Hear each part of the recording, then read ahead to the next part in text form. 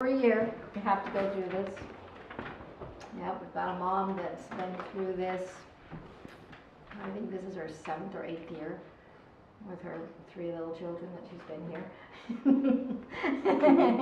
And we have Dee, who actually hired me as the teacher here 30 years ago. Been through it a few times, but we need to, they want, our risk management demands that we go through this every year so that all these procedures are fresh in your mind. All right, I'm just going to start at the top and read through it. If you have questions, feel free to stop and ask. We're going to go pretty fast because, as you can see, it's 2 pages worth of things. All right, cooperative preschools follow risk management policies and procedures developed by the Organization of Parent Education for the State of Washington. These policies and procedures are implemented by the preschools to prevent and minimize accidents and liability. The parent volunteer training classes enables the preschools to train parents in maintaining a healthy and safe program for families and enables preschools to obtain affordable insurance through the Organization of Parent Education for the State of Washington. All parents, volunteers working in the preschool lab setting must receive, understand, and abide by the following risk management information on policies and procedures before working in the classroom. Okay. Emergency information you will need to know. The location of the phone. It is currently in my purse. During school, it lives right here on the shelf. Okay? All right. And we can use the church's telephone. It's in the kitchen. I'll take you on a tour in a few minutes. You can call out on that, 911, but we don't receive calls on that phone. Okay?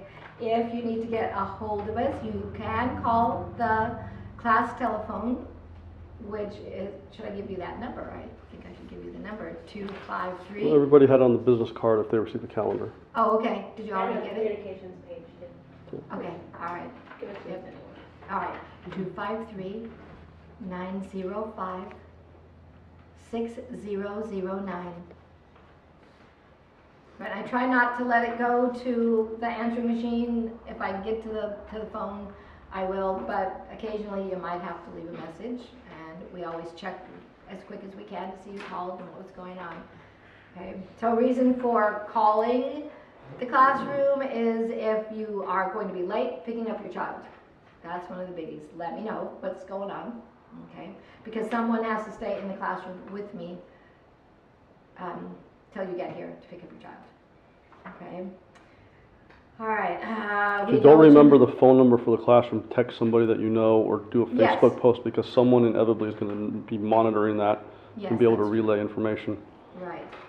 That's a good way to do it. Yeah. All right. In case of an emergency, you're going to dial 911. Right. We have first aid supplies.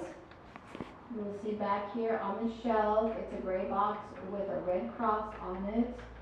And right next to it are the latex gloves for handling bodily fluids. Okay, so those were right there.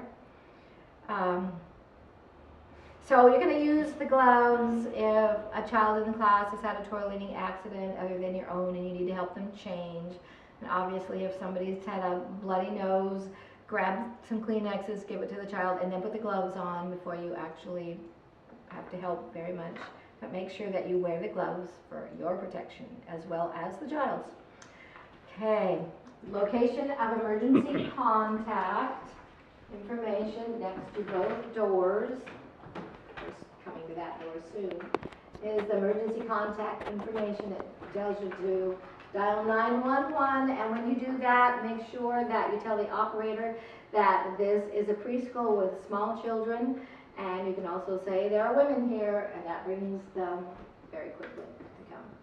Okay, the church's address is on here. It's 8601 104th Street Southwest. There's the phone number of the church, which you shouldn't give out because we're not going to answer that phone. Okay? Nobody from the church is here to monitor that. There's also just the Lakewood Police Department phone number on here for non-emergency things in case we see somebody suspicious parked up in the parking lot. This is a very secluded parking lot, so occasionally we get homeless people who will come up here and camp, and if they're there for very long, we begin to not like that a whole lot. We don't want people sitting there and watching us, looking through our window, so we have at times called the police to come and check it out, and they come instantly. Also on this paper is the pastor of the church's phone number. His name is Pastor Barlow, and the preschool cell phone number is on there as well.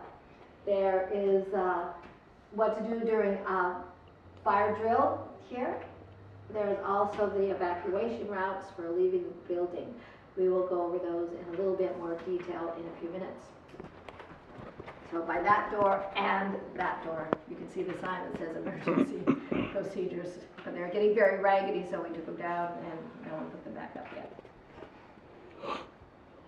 Okay, location of emergency consent form. So everyone filled out a form that allows us to call the paramedics and transport your child to the hospital if need be.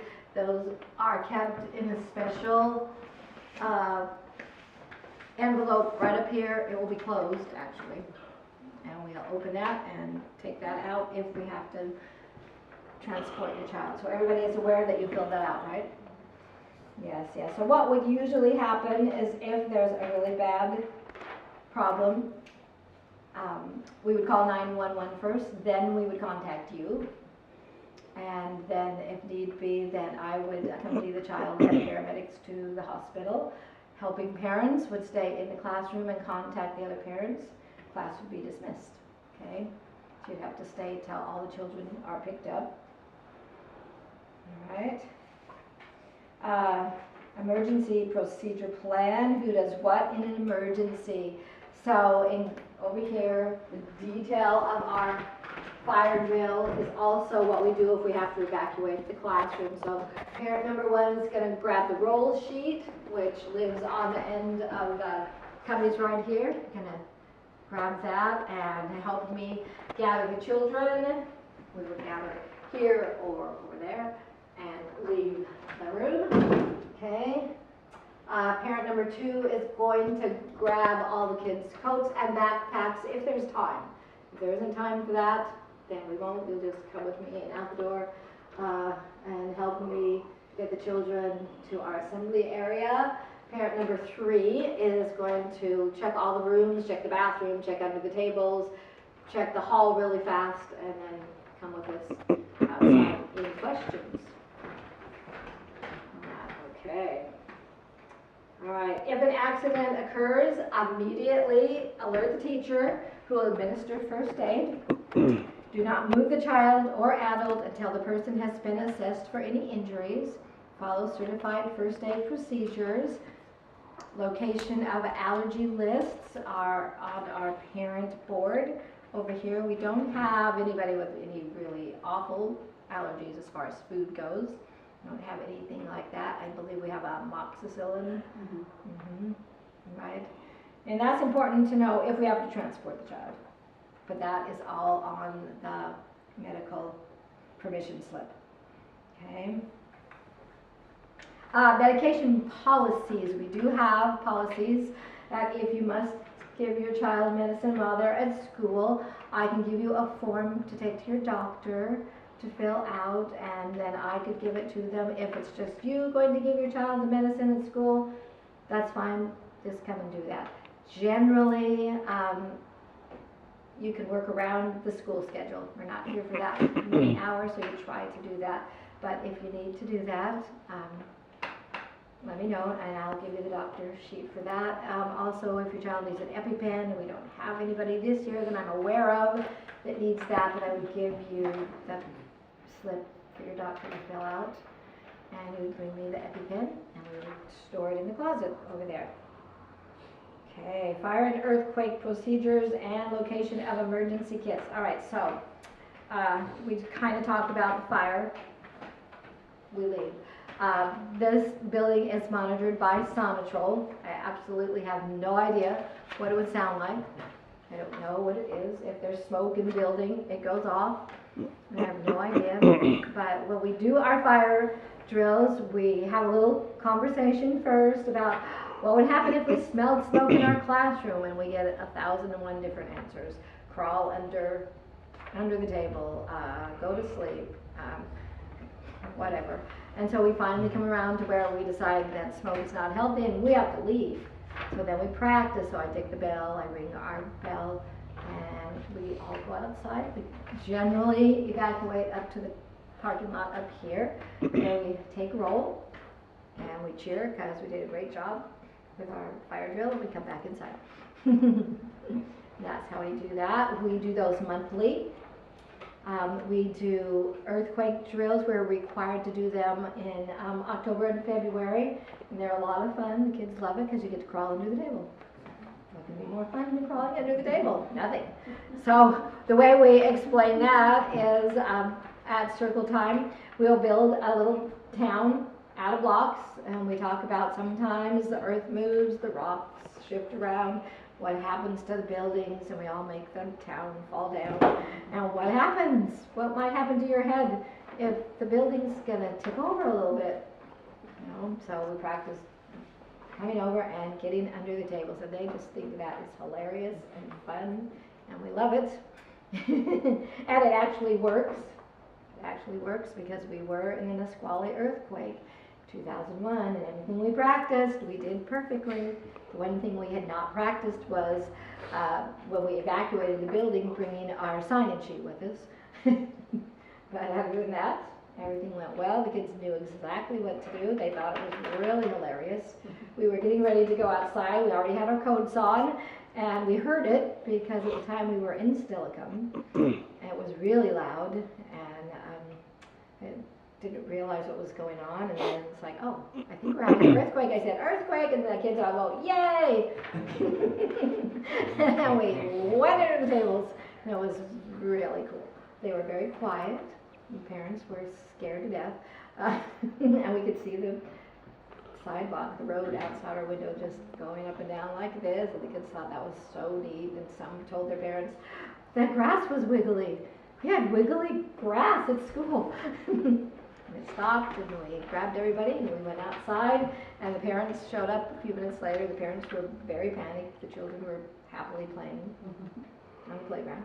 It was great. So practice makes perfect, and no panic, particularly. Okay. All right, special safety issues relevant to our preschool is our sidewalk out here gets really slippery when it's wet. So be careful, just be aware of that. We also have stairs that get slippery, and we have a really cool little ramp to run up and down. Okay? So that's just a couple of things to be aware of. We try to stress maybe not racing up and down the ramp out here, but everybody does it. Everybody does it. The other thing is to get to our playground. We have to walk around the building. We have to go right by the parking lot out here. And sometimes if we have someone who's a runner, they're going to take off and run. And that is why we have our new little guide to put out to remind everybody that we have children. Okay.